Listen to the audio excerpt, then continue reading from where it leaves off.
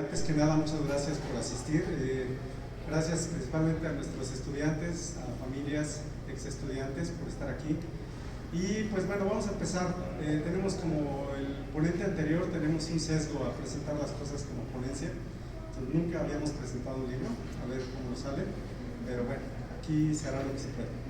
Entonces, básicamente lo que queremos hacer es tener una presentación de unos 30 minutos máximo y darles chance de, si tienen dudas, si quieren escuchar algunos chistes, algunas otras cosas, pues con gusto completamos el tiempo con eso. Ya saben que tenemos que improvisar muchas veces. Entonces, esto es lo que vamos a hablar. Inicialmente le voy a dar el micrófono a la doctora Paulina Estrada para que haga su presentación y luego yo continúo. Gracias. Hola a todos, buenas tardes. Nosotros venimos de la Escuela Nacional de Ciencias Biológicas, para aquellos que no nos conocen. Yo soy la doctora Paulina Estrada de los Santos y yo inicié mis estudios de licenciatura, a ver dónde estudié, ¿no? En la Universidad Autónoma de Coahuila. Yo soy de Coahuila, ¿no? Entonces, si hablo fuerte es porque soy norteña, ¿no? Aunque ya tengo muchos años viviendo para acá. Luego estuve haciendo mis estudios de maestría y de doctorado en el Centro de Ciencias Genómicas, que se llama ahora sí, pero antes era el Centro de Fijación de Nitrógeno, en la UNAM, en Cuernavaca. Y después me fui a hacer un par de postdocs, uno en Francia y otro en Bélgica. Yo ya tengo 12 años trabajando en la escuela. Y además también damos clases a estudiantes de la carrera de QVPs e IBCUS, y también trabajamos en el posgrado de Ciencias Químico-Biológicas, que es uno de los más grandes del instituto. Y bueno, las otras son cosas que no tan interesantes, ¿no? De por qué programa ingresamos y cuántos estudiantes tenemos, ¿no? Pero lo pueden ver ahí en la pantalla. Bueno, continuando con la presentación, en mi caso yo soy egresado de la Escuela Nacional de Ciencias Biológicas, estudié desde antes en la vocacional, soy técnico laboratorista clínico. De la escuela QVP hice la maestría en microbiología, que ya no existe, dicho sea de paso, ojalá algún día la podamos renacer. Y posteriormente estudié el doctorado en el Instituto de Biotecnología de la UNAM, y ahí después nos aventamos a hacer un postdoc bastante largo, y en la escuela llevamos 12 años trabajando ya como profesor de tiempo completo, y ingresamos, tanto la doctora como yo, ingresamos por este sistema de adquisición de nuevos profesores llamado PICPAE. Ha cambiado de nombre, pero entramos con ese programa. Entonces, a lo largo de estos 12 años hemos tenido pues que ir entrenando, terminando, ayudando a varios estudiantes de licenciatura y de posgrado a terminar sus estudios. Y como parte de ese proceso, justamente es la escritura de los trabajos. Entonces, brevemente, ¿cómo empezó toda esta historia de escribir una pequeña guía? Ustedes ven, el póster es un poco engañoso, pareciera ser un librote. Si lo ven, es realmente un librito que se lee en una sentada, yo diría. Y esa es la idea, justamente, ser algo muy práctico para que ustedes puedan terminar, asesorarse, regresar rápidamente, hacer anotaciones sobre la tesis de sus libros que van a ser las tesis de licenciatura, tesinas, proyectos de investigación, etc. Entonces, ¿cómo se hacía antes? Esto ya, yo sé que suena anacrónico, pero los que nacimos en los 70s nos tocó vivir muchas etapas de proceso de escritura. A nosotros nos tocó entregar en la secundaria y en la primaria nuestros trabajos escritos a máquina. Tanto la doctora como yo utilizamos una máquina. En mi caso me la tenía que pelear con mis hermanos porque éramos 3 y solo había una máquina. Entonces era el que fuera más fuerte o el más grande el que ganaba. Eventualmente, ya cuando entramos a la carrera, ya nos tocó una máquina. Estas ustedes no las conocieron, las 286, las 386, etc. Entonces, ¿cómo nos revisaban el trabajo? Mi tesis de licenciatura la tuve que entregar impresa. Ya después llegaron las laptops, ¿verdad? Pero la tuve que entregar impresa en una matriz de puntos, en una impresora de matriz de puntos. Ya existen muy pocas de estas.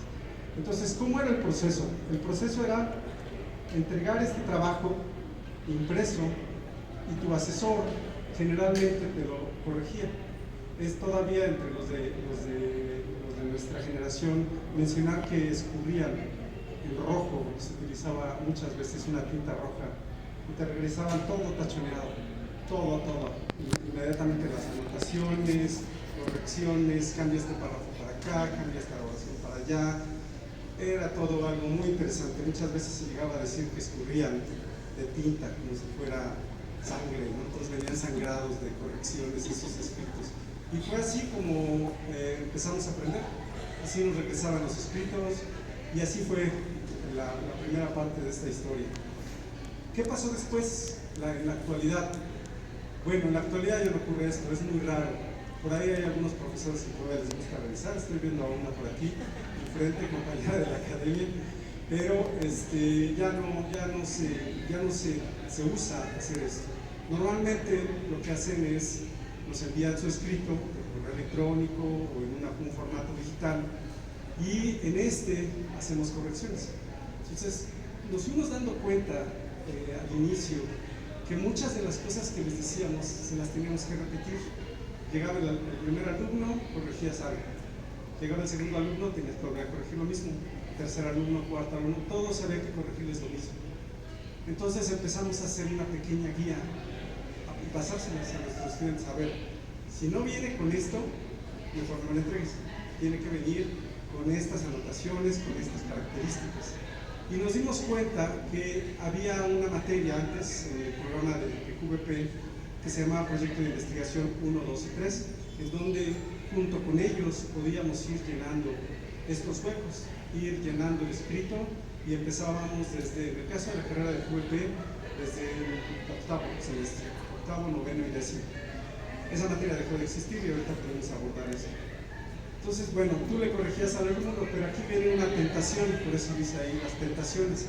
Una de las tentaciones que tenemos muchos asesores al estar revisando los escritos es tú hacer la corrección y mandársela de regreso. Entonces, el estudiante, ¿qué harían ustedes? Pues simplemente aceptar el cambio, ¿verdad? Entonces, eso creemos que limita el proceso de aprendizaje para escribir. Ya hay entonces un bloqueo que nos impone la tecnología. Si tú nada más aceptas todos los cambios como estudiante que te está mandando tu asesor, entonces no vas a sentar las bases. Esa escritura que venía en rojo ya no va a pegar. Y entonces, ¿qué hacer? En nuestro caso, lo que nos conviene, lo que hacemos es, pues de modo, hacer muchos comentarios. Entonces, ahora los escritos que les regresamos a nuestros estudiantes ya no vienen sangrados en rojo como los nuestros, sino vienen llenos de un montón de comentarios. ¿Nos cuesta más trabajo? Sí. ¿Nos lleva más tiempo? Sí. Pero es importante que ustedes como estudiantes pues eventualmente asienten ese aprendizaje y vayan madurando en el proceso de escritura. Ahora, justamente cómo lo abordamos, ya empecé a decir, lo que empezamos a hacer fue hacer una pequeña guía. Primero era una lista. A ver, quiero que vengan los nombres científicos en cursivas, y ya lo sabemos hacer, pero créanlo, no venga. Queremos que el escrito venga corregido, o sea que al menos ustedes, en la ortografía de la herramienta que ustedes utilicen, ya venga con esto, que digan por lo menos de corregir el corrector de ortografía, y bueno, por lo menos. Entonces, cosas así fueron creciendo y la lista se fue haciendo más grande. Entonces de repente dijimos, bueno, ¿y qué tal que tratamos de publicar esto? Vamos a hacer una guía más grande. Y entonces esos fueron los orígenes de la guía que estamos presentando el día de hoy. Con esto, y antes de leer, me tomaría un momento para leer el prefacio y un poco de dar la historia de qué pasó y darle la palabra a la doctora Paulina. Justamente allí empezó a crecer esa lista de presentación, de presentación de los escritos. Fue funcionando, muchos de mis estudiantes la llegaron a ver, algunos de los más antiguos de nuestros estudiantes la vieron. En algún momento, como les decía, que nos decidimos a que esto ya fuera una guía, un escrito, dijimos, vamos a hacer el experimento. ¿Cuánto lo podremos publicar en nuestra universidad, en el Instituto Politécnico Nacional? Y eso fue un verdadero reto. Bueno, voy a regresarme un poquito en eso. Pedimos en el Instituto Politécnico para que te publiquen, una de las opciones es que una academia te apoye.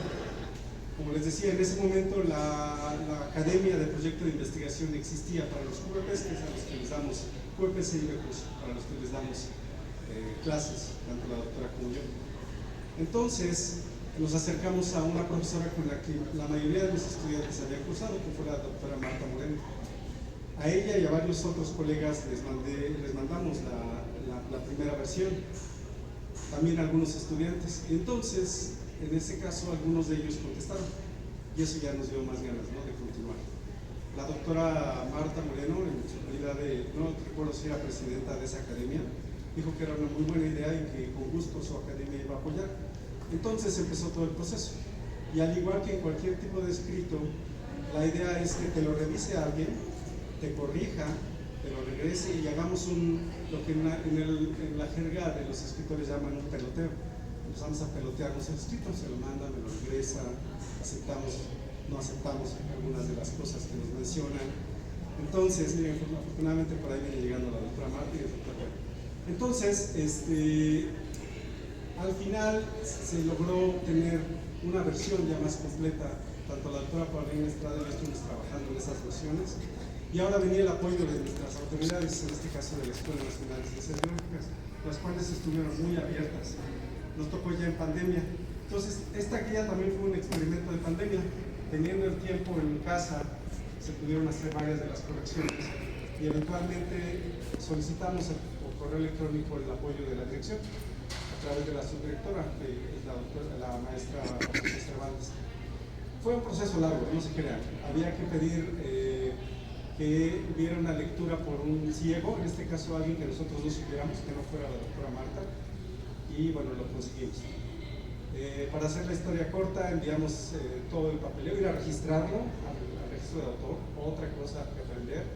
En el proceso de pandemia conseguimos el registro de derechos de autor y ya, se fue a dirección de publicaciones y luego no escuchamos, no se vayan a enojar los de publicaciones, pero no escuchamos nada. Durante meses, pasó el tiempo, pero como somos muy insistentes, eso nos ha caracterizado. La vida y el poli nos ha enseñado a ser muy insistentes. Pues al final logramos obtener una respuesta e inició el proceso. Entonces, antes de dar la palabra a la doctora Paulina, me voy a permitir leerles el prefacio del libro. Dice: escribir, aunque no lo parezca, es una de las actividades más complejas. A veces, hasta un recado que sea entendible para el lector puede ser difícil de redactar. Estamos muy acostumbrados a charlar y casi todos somos buenos para esto, o al menos eso creemos. Lo que importa es que al final nos demos a entender. También es cierto que entre más conversamos somos mejores teniendo charlas con amigos y familiares. Y si logramos mejorar, llegamos a ser tan buenos que hasta con extraños conseguimos entablar una buena charla. Aquí, bueno, en mi caso me ha favorecido mucho la herencia de mi padre, que platicaba hasta con los perros. Entonces creo que tanto sus tres hijos adquirimos esa capacidad. La verdad es que escribir no es tan diferente. Entre más se practica resulta mejor. Ahora bien, si a esto le anexamos leer libros o periódicos y ver películas de calidad, desarrollamos una mejor capacidad de escritura y de plasmar ideas, y no se diga para debatir. Entonces, con esto le doy la palabra a la doctora Paulina Estrada. Gracias. Hola otra vez. Bueno, yo les voy a platicar un poco del librito, le decimos nosotros, la guía. Ese es el contenido de la guía. Si ustedes llegan a adquirir la guía, podrán ver cómo están resumidas cada una de las partes que nosotros mencionamos en el contenido. Entonces, pasa la siguiente. Entonces vamos a tomar algunas de las partes de la guía para platicarlas un poco. No nos vamos a extender muchísimo porque la idea es que si tienen preguntas, pues nos digan, ¿no? Entonces, ¿cómo se organiza una tesis? Les cuento, cuando yo empecé, cuando yo estaba en la licenciatura, yo no escribí una tesis, sino que, bueno, tenía promedio y bueno, me dieron mi título y ya. Pero luego, cuando empecé la maestría y que tuve que escribir la tesis, recuerdo que llegué con mi jefe y le dije, oye, y llegué con 3 líneas, o sea, porque no sabía yo qué escribir, por dónde empezar o cualquier cosa, ¿no? Entonces, pues platicando con él siempre era un gran conversador, pues me ayudó muchísimo, ¿no? Y también que, igual que a Toño, me regresaba mis escritos sangrados, ¿no? Así todo en rojo, porque le encantaba escribir con rojo, y además tenía letra muy bonita. Entonces, ¿cómo se organiza una tesis? Bueno, esto va a depender mucho también de la unidad académica en la que estén adscritos, ¿no? Porque a veces algunos ponen o agregan algunas cosas que no tenemos en ciencias biológicas, ¿no? Y entonces vamos desarrollando, ¿me pasa la que sigue? Bueno, esas eran las partes que puede contener la tesis, pero otras también muy importantes son las figuras, las tablas, los gráficos, que una de las cosas más importantes es cómo voy a desarrollar esa figura, cómo voy a hacer para explicar lo que yo quiero, lo que yo trabajé, ¿no? Mi experimento, ¿no? Entonces, una de las cosas más importantes es la leyenda, ¿no? Entonces, la leyenda tiene que explicar por sí misma la figura, el gráfico, la tabla, sin tener que irse al escrito, ¿no? Entonces, y ya en el escrito, si uno quiere saber más del experimento, pues entonces regresas, ves los resultados, lees la discusión, cómo queda integrada esa figura o ese gráfico, ¿no? ¿Me pasa la siguiente? Ahora, no solamente, o sea, esta guía no solamente es para los estudiantes para que escriban sus tesis, ¿no? Sino que también son para los profesores, ¿no? Profesores que apenas inician, que tienen poco tiempo y que, bueno, a lo mejor su experiencia a la hora de escribir su tesis no fue muy enriquecedora, ¿no? Simplemente como a veces lo hacemos de que corregimos a nuestros estudiantes rápidamente para acabar rápido la tesis, ¿no? O porque queda muy poco tiempo, ¿no? Porque muchas veces siempre estamos trabajando contra el reloj. Entonces, algunos de los consejos para los directores son por ejemplo, empezar, o sea, esto es para que ellos les ayuden a sus estudiantes, ¿no? Entonces, empezar por lo más sencillo, o sea, ¿qué sería lo más sencillo? Pues, a lo mejor una de las cosas más sencillas es lo que más has trabajado, por ejemplo, materiales y métodos, ¿no? Entonces, ya te sabes tus materiales, los empiezas a escribir y conforme empiezas, lo demás fluye con mayor rapidez, ¿no? Entonces ya te sigues a lo mejor con la introducción, empiezas con los resultados dependiendo de lo que tengas y luego pues ya al final dejas discusión y el abstract, ¿no? Entonces yo para mí cuando quiero empezar a escribir algo, si no tengo el título, no puedo escribir. O sea, no me importa que me sepa los materiales y métodos al dedillo, si no tengo un título, no inicio, ¿no? Otra de las cosas también que pueden aconsejar a los profesores es que le cuenten la historia a sus estudiantes, ¿no? Uno como investigador, como profesor, se sabe las historias de todos los proyectos que se están trabajando en el laboratorio, ¿no? Entonces hay que contarles, decirles, miren, esto empezó desde aquí, tú vas a hacer esta parte, hay otras personas que están trabajando otros proyectos, entonces eso es importante, ¿no? Saber. Tener seminarios, por ejemplo, es una de las cosas que el doctor Ibarra tiene en su laboratorio, que es muy interesante porque entonces todos conocen todos los proyectos de todos, ¿no? Por ejemplo, también establecer fechas de entrega. Uy, esto es súper importante, ¿no? Porque luego uno ¿no? Pues se toma el tiempo así a lo largo de los estudiantes más, ¿no? Entonces uno tiene que ir estableciendo las fechas de entrega, ¿no? A lo mejor, por ejemplo, revisar por secciones, ¿no? A lo mejor no tener la tesis completa, pero pueden entregar materiales y métodos o la introducción y entonces empezamos a avanzar y en lo que el profesor está revisando, pues el estudiante está trabajando en otra sección, ¿no? Esto también de retroalimentarse es lo que comentaba el doctor Ibarra, ¿no? No solamente aceptar los cambios, sino estar platicando, viendo, explicar por qué. O sea, por ejemplo, una de las cosas que yo les digo a mis estudiantes es que aquí van los cambios que yo les hago. Si no estás de acuerdo, habla conmigo y lo discutimos, ¿no? Y de esa manera, para que los chicos puedan entender nuestras razones a la hora de hacer todos los cambios, ¿no? Y entendernos, ¿no? A lo mejor ya saben nuestro estilo y para ellos es más fácil complacernos. Entonces, otra de las cosas también muy importantes es leer mucho del tema, ¿no? De lo que ustedes están trabajando, ¿no? Porque de esa manera es mucho más fácil, obviamente, escribir la introducción y la discusión, ¿no? Y también, pues, ustedes ven en los artículos o en otras tesis cómo están descritos los resultados, ¿no? Cómo van las figuras, cómo se escriben las referencias, todo eso, ¿no? Entonces lo toman como ejemplo y lo pueden aplicar ustedes. Y bueno, y otra de las cosas también bien importantes, importante es conocer al estudiante, o sea, no todos los estudiantes como nosotros somos iguales, ¿no? Entonces uno tiene que aprender, a lo mejor a uno le lleva más tiempo pues escribir, otros más visual y de ese tipo de cosas, ¿no? Entonces hay que platicar con nuestros estudiantes y saber, ¿no? cómo trabajan, ¿no? Cómo trabaja su cabeza, ¿no?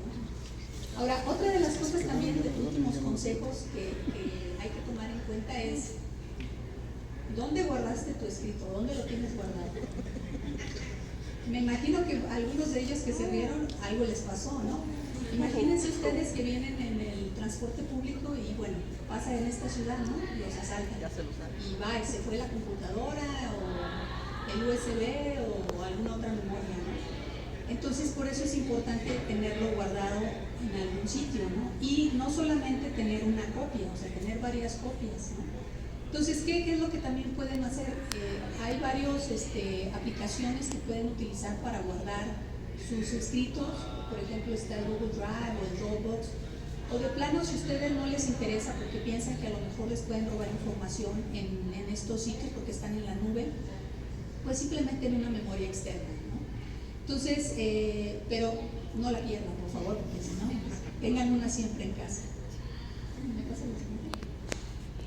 Y bueno, ahora les voy a leer como último el epílogo.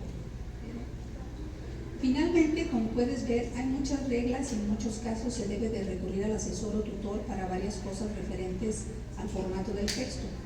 Como última recomendación te invitamos a leer, pero no nos referimos a lo que de por sí se tiene que leer para completar la introducción y discutir los resultados. Nos referimos a leer tu propio trabajo. Como estrategia, muchas veces los documentos se deben dejar descansar, por así decirlo, y luego leerlos de nuevo.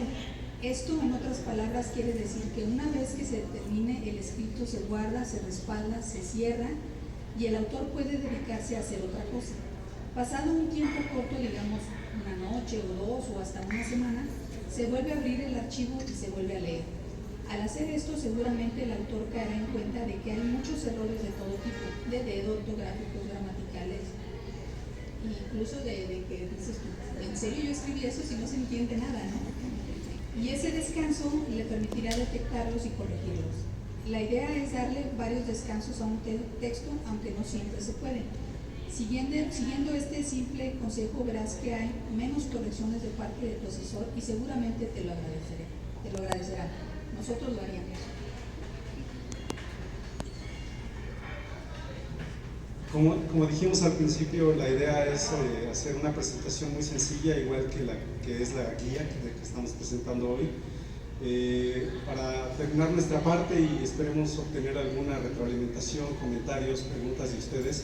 Queremos agradecer a una serie de personas, ya las mencionamos, pero principalmente a los doctores Marta Moreno y Rubén López, que fueron los que Marta, como les decía yo, fue una parte muy esencial, bastante esencial para que esto se llevara a cabo.